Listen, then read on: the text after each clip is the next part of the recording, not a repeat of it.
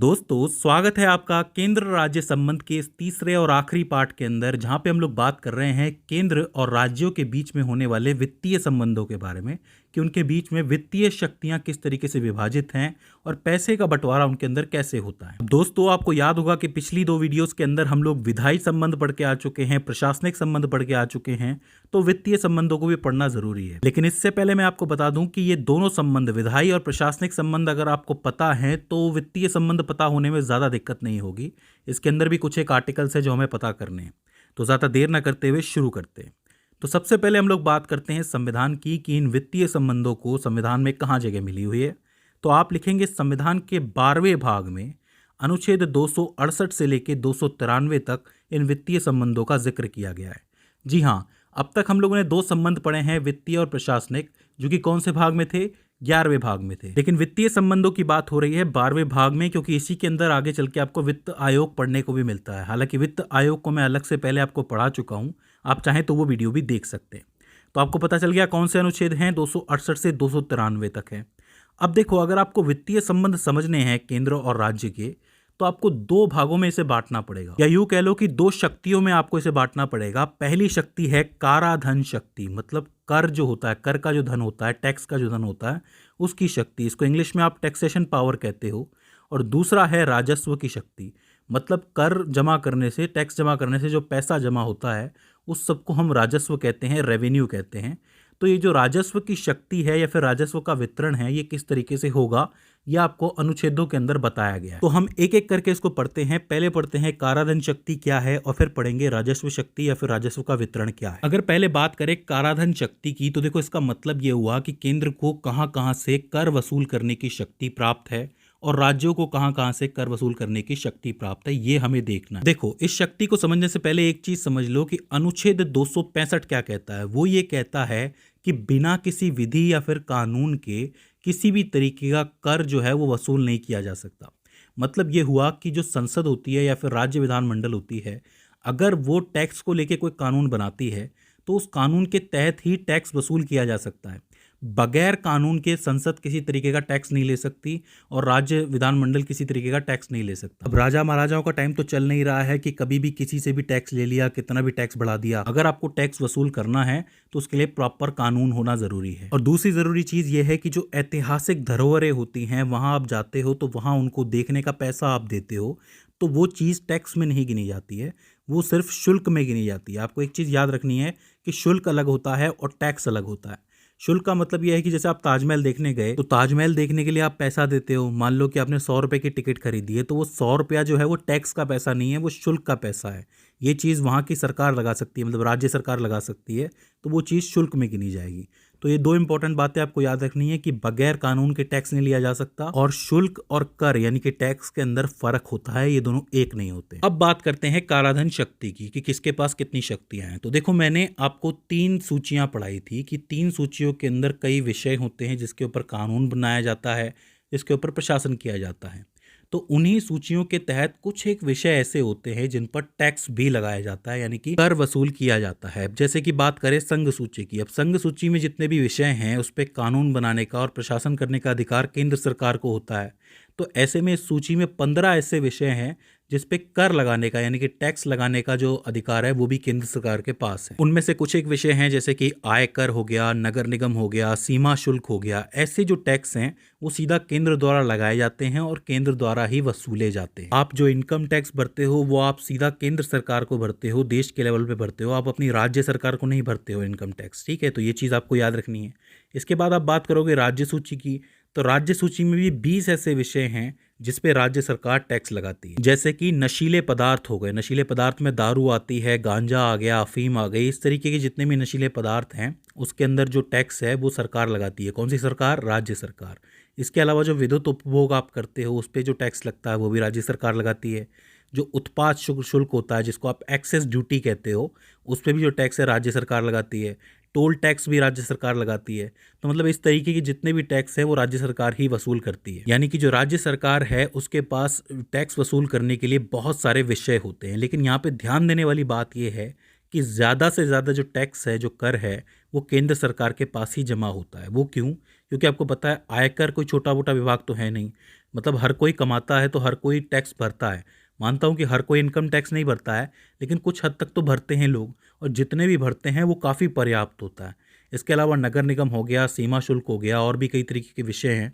तो केंद्र सरकार के पास ज़्यादा टैक्स जमा होता है बजाय के राज्य सरकारों के। इसके अलावा जो समवर्ती सूची है उसके अंदर भी 3 विषय हैं जिसके ऊपर टैक्स जो है वो केंद्र सरकार भी लेती है और राज्य सरकार भी लेती है। जो स्थिति होती है उसके हिसाब से टैक्स लिया जाता है। लेकिन यहाँ पे मैं आपको बता दूं कि जो अवशेषीय शक्ति होती है, मतलब कुछ एक ऐसे विषय भी होते हैं जो तीनों सूचियों में नहीं आते, उन पे जो टैक्स लगाने और वसूल करने का जो जिम्मेदारी है, जो ताकत है, वो भी केंद्र सरकार के पास होती है। अब देखो, इसमें ज़रूरी बात यह है कि यूँ तो राज्य सरकारें अपने अपने हिसाब से कई चीज़ों पे टैक्स लेती है। आप जितनी भी चीज़ें खरीदते हैं, बेचते हैं, सब पे टैक्स लेती है सरकार। लेकिन राज्य सरकारों पे कुछ एक पाबंदियाँ होती हैं जो कि केंद्र लगाता है टैक्स वसूल करने के मामले में।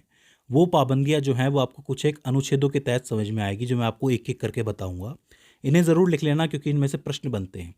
सबसे पहले बात करेंगे पहली पाबंदी की, जो कि लगती है अनुच्छेद 276 के तहत।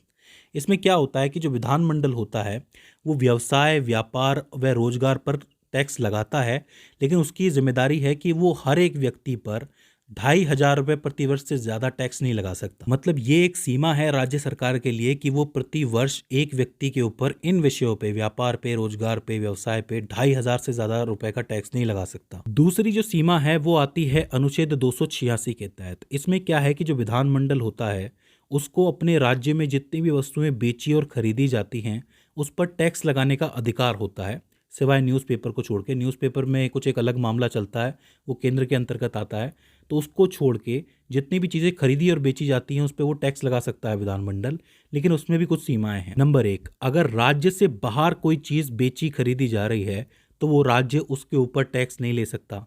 मतलब राजस्थान की सरकार यूपी में अगर कोई चीज़ बिक रही है या खरीदी जा रही है, वो उसके ऊपर टैक्स नहीं ले सकती, ऑब्वियस सी बात है। सीमा नंबर 2, कुछ व्यापार जो है वो अंतर्राज्यीय भी होता है, तो उस दौरान जितनी भी चीज़ें खरीदी बेची जाती हैं उन पर किसी तरीके का टैक्स नहीं लगाया जा सकता, नहीं लिया जा सकता है। ठीक है। और सीमा नंबर 3 ये है कि अगर संसद ने किसी वस्तु को कानून बना के स्पेशल बता दिया है व्यापार के लिए, मतलब अंतर्राज्यीय व्यापार हो रहा है, उसके अंदर कोई एक वस्तु है जिसको संसद ने स्पेशल बता दिया है, उसके ऊपर स्पेशल कानून बना दिया है, तो उस पर भी किसी तरीके का टैक्स नहीं ले सकती राज्य सरकार। तो ये 3 सीमाएं हैं जो आपको अनुच्छेद 286 के तहत देखने को मिलती है। इसके बाद अगली पाबंदी लगती है अनुच्छेद 287 के तहत। इसमें क्या होता है कि राज्य विधानमंडल बिजली के उपभोग पर, जो बिजली का आप यूज करते हैं, उसके ऊपर भी कर लगा सकता है, टैक्स लगा सकता है, लेकिन 2 तरीके की बिजली को छोड़कर। पहली तो वो जो केंद्र सरकार यूज कर रही है। ऐसा बहुत बार होता है कि किसी राज्य की बिजली जो है वो केंद्र सरकार यूज करती है, तो ऐसे में उसके ऊपर वो राज्य टैक्स नहीं लगा सकता। और दूसरी वो कि अगर रेलवे के किसी रख रखाव के कार्य में बिजली उपभोग में ली जा रही है तो उस पर भी टैक्स नहीं लगाया जा सकता, क्योंकि आपको पता है कि रेलवे तो पूरे देश की होती है। तो ऐसे में उसके रख रखाव के लिए कोई कार्य चल रहा है और उसके अंदर किसी राज्य की बिजली यूज़ की जा रही है तो उस पर टैक्स नहीं लगाया जाएगा। तो बिजली उपभोग भी आपको समझ में आ गया कि किस पे टैक्स लगेगा और किस पे नहीं लगेगा। इसके बाद जो आखिरी पाबंदी लगती है वो अनुच्छेद 288 के तहत लगती है। वो ये है कि यदि संसद किसी अंतर्राज्य नदी या नदी घाटी के विकास के लिए कोई प्राधिकरण स्थापित करती है, कोई अथॉरिटी स्थापित करती है। प्राधिकरण का मतलब होता है, जैसे जयपुर विकास प्राधिकरण है तो वो अथॉरिटी होती है, और वो प्राधिकरण वहाँ पे कोई जल विद्युत का संचालन कर रही है, कोई उत्पादन कर रही है, बिजली का उपभोग कर रही है, तो ऐसे में राज्य उसके ऊपर भी टैक्स नहीं लगा सकता। अगर राज्य को उसके ऊपर टैक्स लगाना है तो इसके लिए उसे राष्ट्रपति की सहमति लेनी पड़ेगी, और राष्ट्रपति जब उसे सहमति दे दे तब कहीं जाकर के उसके ऊपर टैक्स लगाया जा सकता है, अन्यथा नहीं लगाया जा सकता। तो इस तरीके से ये कुछ पाबंदियां हैं राज्यों के ऊपर। अब आपने क्या क्या देखा कि केंद्र सरकार को कहाँ कहाँ टैक्स लेने की इजाजत है, संघ सूची के विषयों पर, समवर्ती सूची के विषयों पर और अवशेषीय शक्तियों के हिसाब से, और राज्यों को कहां टैक्स लेने का अधिकार है, राज्य सूची के विषयों पर टैक्स लेने का अधिकार है और समवर्ती सूची के विषयों पर, वो स्थिति के हिसाब से। लेकिन राज्यों के ऊपर कुछ एक पाबंदियां भी लगी हुई है टैक्स के मामले में, और मैंने आपको ये भी बताया कि ज़्यादातर टैक्स जो है वो केंद्र सरकार के पास जमा होता है। तो टैक्स कौन कितना लेता है, कहाँ से लेता है, ये बात आपको समझ में आ गई। चारों अनुच्छेद आपको याद रखने हैं, इसमें से सवाल बनते हैं। अब इसके बाद हम लोग बात करते हैं राजस्व के वितरण के बारे में, जो दूसरा पार्ट है कि रेवेन्यू किस तरीके से बढ़ता है। भाई कर जमा तो हो गया और वो राजस्व बन गया, अब किसको कितना मिलेगा। तो देखो, इसमें सबसे पहली बात ये क्लियर कर लेते हैं कि जो राज्य टैक्स वसूल करते हैं, जितने भी विषयों से राज्य टैक्स लेते हैं, उसका जितना भी पैसा होता है, जितना भी राजस्व होता है, वो डायरेक्टली राज्य सरकारों को दे दिया जाता है कि राजस्थान ने इतना टैक्स वसूल किया है अपने लोगों से चीज़ों के ऊपर, तो राजस्थान ही उस पैसे का यूज़ करेगा जिससे आम लोगों का भला हो सके। लेकिन जब आप बात करते हो संघ सूची के विषयों से जमा होने वाले कर की, यानी कि टैक्स की, जो कि बहुत ज़्यादा होता है ऑब्वियसली, तो उसको क्या है कि केंद्र और राज्यों के बीच में बांटना पड़ता है। अब देखो, यहाँ पे आपको पढ़ने पड़ेंगे दो संविधान संशोधन। जैसे कि साल 2000 में आया 80वां संविधान संशोधन और इसके बाद 2003 में आया 88वां संविधान संशोधन। ये जो संविधान संशोधन आया 80वां, इससे पहले सिस्टम कुछ अलग था। इससे पहले क्या था कि जो केंद्र सरकार टैक्स लेती थी, तो जिसमें जो आयकर का टैक्स होता था और जो उत्पाद का टैक्स होता था, एक्सेस ड्यूटी का, ये जो दो टैक्स वसूल होते थे, इसी को बांटा जाता था आपस में। मतलब समझो कि 15 विषय हैं जिसके ऊपर केंद्र सरकार टैक्स ले रही है, लेकिन सिर्फ 2 विषयों से आने वाले टैक्स को बांट रही है आपस में, और बाकी का जो पैसा है वो किसे मिलता था? केंद्र सरकार को ही मिलता था, राज्यों को नहीं जाता था। लेकिन इस संशोधन के आने के बाद क्या हुआ कि ये चीज़ बदल गई। वित्त आयोग ने ये कहा कि भाई ऐसा है कि केंद्र के पास तो बहुत पैसा आता है इन विषयों से, मतलब इन विषयों पे वो जितना भी टैक्स लेती है उससे बहुत सारा पैसा आता है, तो ये सारा पैसा जो है वो केंद्र और राज्य के बीच में बंटना चाहिए, जिससे क्या होगा कि लोगों की ज़िंदगी में सुधार आएगा और प्रोग्रेस होगी, मतलब प्रगति होगी, जो कि बात सही भी थी। अब देखो, 80वें संविधान संशोधन ने ये कहा कि भाई जितने भी विषय हैं केंद्र सरकार के जिस पे वो टैक्स लेती है, उस सबका टैक्स जो है वो केंद्र और राज्य के बीच में बटेगा, केवल 268, 269 और 271वें अनुच्छेदों में बताए गए करों को छोड़कर। अभी आगे मैं आपको सारे के सारे अनुच्छेद बताऊंगा तो आपको समझ में आएगा, लेकिन ये 3 ऐसे अनुच्छेद हैं जिनके तहत कुछ एक टैक्सेस होते हैं जो कि केंद्र सरकार लेती है, उनको छोड़कर जितना भी टैक्स आएगा वो केंद्र और राज्य सरकारों में बटेगा। ये बात कहाँ की गई? 80वें संविधान संशोधन के अंदर की गई। इसके बाद 88वां संविधान संशोधन भी आया 2003 के अंदर। वहाँ पे क्या हुआ कि 268 में 268 ए भी जोड़ा गया था। इसके तहत क्या हुआ था कि सर्विस टैक्स को भी जोड़ा गया था। हालांकि ये चीज़ जो है वो 2016 के अंदर समाप्त हो गई जब जीएसटी आया, क्योंकि जीएसटी का मतलब क्या होता है? Goods and service tax. तो जब गुड्स एंड सर्विस टैक्स आ गया तो इस टैक्स की ज़रूरत नहीं थी, 268 ए वाला हिस्सा है जो वो हट गया। लेकिन ये चीज़ फिर भी आपको याद होनी चाहिए, पता होनी चाहिए, क्योंकि ये जो है परीक्षा में पूछ ली जाती है। तो अब मैं आपको एक एक करके 268, 269 और 271 नंबर का अनुच्छेद बताऊंगा, जिसके तहत कुछ एक कर आते हैं जो कि डायरेक्टली नहीं बांटे जाते केंद्र और राज्य सरकारों के बीच में। बात करें अनुच्छेद 268 की, तो देखो इसके अंदर 2 ऐसे टैक्स आते हैं जो कि केंद्र सरकार द्वारा लगाए जाते हैं लेकिन राज्य सरकारों द्वारा वसूल किए जाते हैं। वो कौन से 2 टैक्स होते हैं?